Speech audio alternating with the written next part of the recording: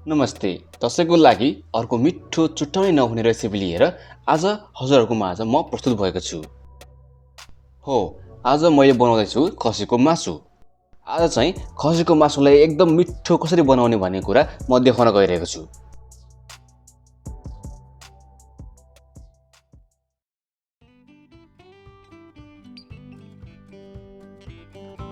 आजको यो रेसिपीमा मैले 2टा गोलभेडा, त्यसैगरी खसीको मासु 500 ग्राम, त्यसैगरी 2टा प्याज, अदुवा लसुनको पेस्ट 40 ग्राम र खोर्सानी 4 पिस युज गरेको छु।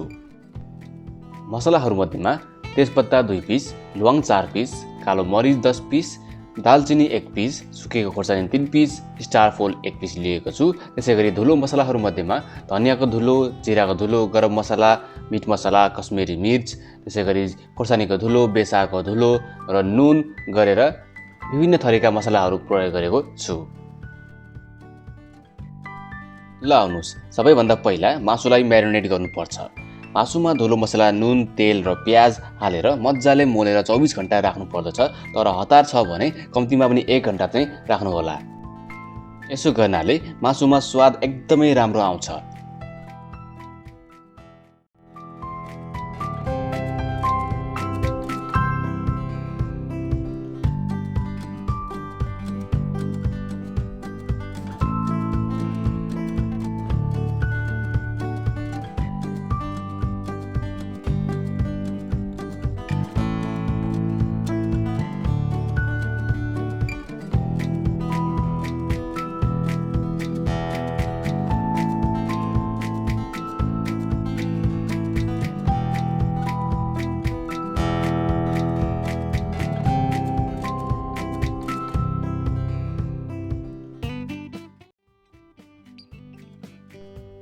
मासुलाई मसला मोलेर राखेको पनि 1 घण्टा भइसक्यो। अब मासु पकाउनको लागि मैले एउटा गहिरो भाँडामा तेललाई मिडियम हिटमा बसालेको छु। हाम्रो तेल तातिसक्यो। अब यसमा सुक्खा मसला हालेर भुट्दैछु। यसो गर्दा मसलाको बास्ना तेलले सोच्दछ अनि मासु मिठो बास्नादार बन्दछ।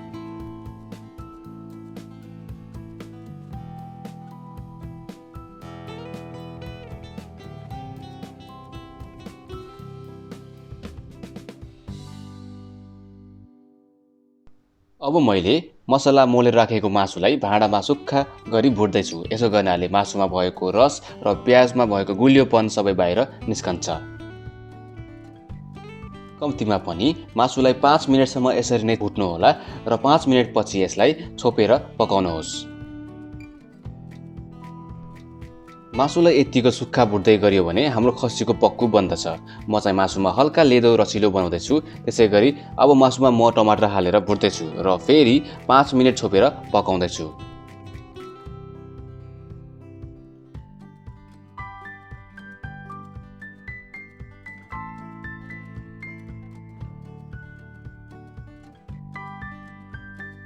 टमाटर पाकिसकेपछि ताजा धनिया हालेर एकैछिन भुट्ने र बाक्लो भएपछि मात्र पानी हाल्नु गर्नुपर्छ। यसो गर्नाले टमाटर पनि पाक्छ र धनियाको पनि एकदम फ्रेस बास्ना आउँदछ।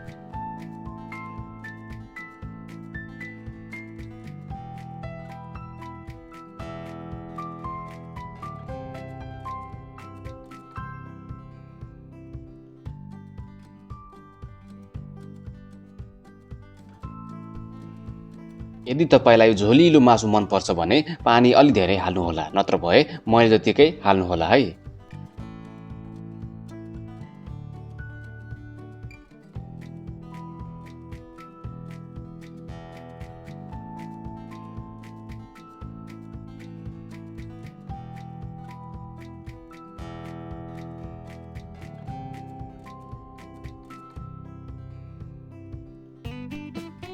आहा, ल हेर्नुहोस् त पानी घटेर कति मजाको लेदो बनिसक्यो। बास्ना पनि एकदमै मिठो आइरहेको छ।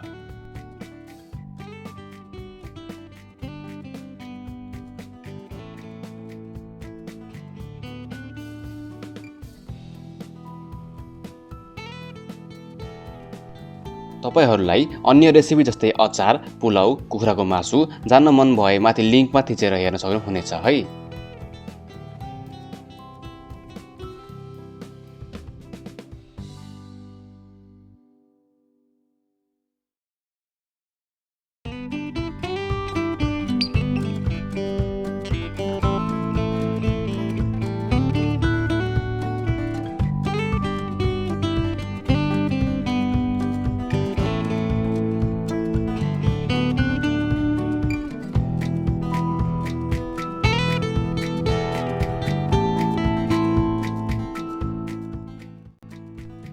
आजको खसीको मासु पकाउने तरिका कस्तो लाग्यो? तपाईहरुले पनि यो तरिकाले मासु पकाउनु होला र मासु कस्तो बन्यो भनेर कमेन्ट बक्समा चाहिँ लेख्न नबिर्सनु होला।